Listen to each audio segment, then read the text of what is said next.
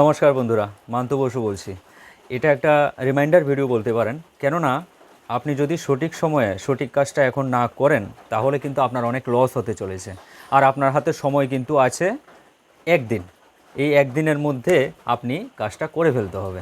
এবার কি কাজ করবেন চলুন আসা যাক টপিকে। বন্ধুরা, ব্যাপারটা হচ্ছে কিছু বছর আগে আপনারা জানেন এয়ারটেল, জিও এবং সমস্ত টেলিকম অপারেটরসগুলি নিজের মর্জি মতো টাকা বাড়িয়েছিল। এই 3 জুলাই থেকে কিন্তু আবার হাইক হতে চলেছে।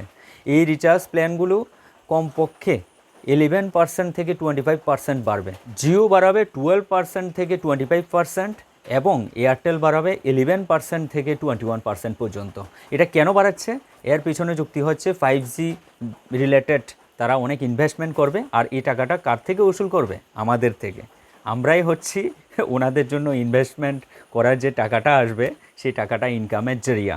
তো বন্ধুরা, এখন কিছু তো করার নেই, একটা মনোপলি ক্রিয়েট হয়ে গেছে। তাহলে আপনি কি করতে পারেন সেই বিষয়ে ডিসকাস করব। আর কোন কোন রিচার্জ প্ল্যান রিচার্জ করালে এই সময় আপনার সবচেয়ে বেশি উপকার হবে এবং অনেক সাশ্রয় হবে সেটা নিয়েও ডিসকাস করব।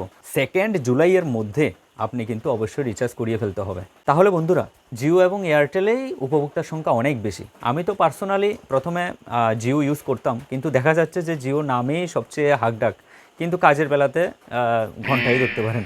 তো এয়ারটেল বাড়াচ্ছে 11% থেকে 21%। কেননা আপনি নিজেও জানেন জিও প্ল্যানের থেকে এয়ারটেল প্ল্যানের দাম অনেক বেশি। আপনার মোবাইলে যদি কোনো এক্সিস্টিং প্ল্যানও থেকে থাকে তাহলেও আপনি যদি এখন রিচার্জ করে ফেলেন তাহলে সেটা কিন্তু এক্সিস্টিং প্ল্যান শেষ হওয়ার পরেই অ্যাক্টিভ হবে। ঠিক আছে?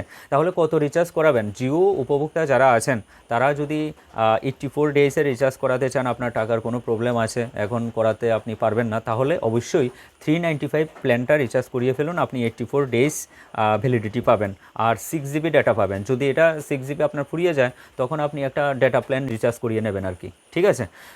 তো এরপর আপনি কত করাতে পারেন? এরপর হচ্ছে আপনার যদি এই 395 প্ল্যানটাকে আপনি 1 ইয়ারের জন্য রিচার্জ করাতে চান, তো 1 ইয়ার আপনি পাবেন না, 365 ডেজ পাবেন না, 336 ডেজ পাবেন। তাও আপনি টোটাল ডেটা পাবেন হচ্ছে 24GB। তো তাহলে আপনি এতদিন করাতেন, মানে এই 3 জুলাইয়ের আগে পর্যন্ত করালে আপনি করাবেন হচ্ছে 1559। ঠিক আছে? তো এখন এটা 3 জুলাইয়ের পরে কিন্তু বেড়ে যাচ্ছে, এটা 1899 রুপিস। তো অনেক বেড়ে যাচ্ছে, তাহলে আপনি এখন করালে সাশ্রয় হবে। তো এরপর আপনি কোনটা করাতে পারেন সেটা হচ্ছে 2999 রুপিস ফর 1 ইয়ার। টোটালি বা আপনি পাবেন 365 ডেজের জন্য। তো এটা করালে আপনার লাভটা হবে অনেক বেশি, 600 রুপিস আপনার লাভ হবে। তো এটা বেড়ে যাচ্ছে কিন্তু 3599 রুপিস। তো এটা অনেক বেড়ে যাচ্ছে। এটাতে আপনি পাচ্ছেন হচ্ছে 2.5GB পার ডে। তো 365 ডেজের জন্য আপনি পাবেন। তো এবার আসছি এয়ারটেল ইউজাররা কী করবেন। এয়ারটেল যারা ইউজার্স আছেন তাদের জন্য দুটো রিচার্জের কথা আমি বলবো। আমি কিন্তু 1 মান্থ, 2 মান্থ, 3 মান্থ এসব নিয়ে বলছি না, এখন আপনাদের লস হবে এসব প্ল্যানের দিকে দেখলে। আপনি যদি 2 জুলাই ভিডিওটা দেখে থাকেন আপনি অবশ্যই চটজলদি করিয়ে নিন। ঠিক আছে? তো এখন আপনার হাতে প্ল্যান আছে 455 রুপিস। যদি 84 ডেজের জন্য আপনি নিতে চান তাহলে 455 রুপিস, এতে 6GB ডেটা পাবেন। ডেটা যদি শেষ হয়ে যায় তাহলে আপনি ডেটা প্যাক রিচার্জ করে নিতে পারেন। আর এটা বেড়ে হচ্ছে কিন্তু 455 থেকে 509 ফ্রম 3 জুলাই। ওকে, কিন্তু এটারই যদি আপনি 365 ডেজের জন্য রিচার্জ করুন তাহলে রিচার্জ করলে আপনার সবচেয়ে বেশি লাভ হবে 1799, মানে 1799 রুপিস।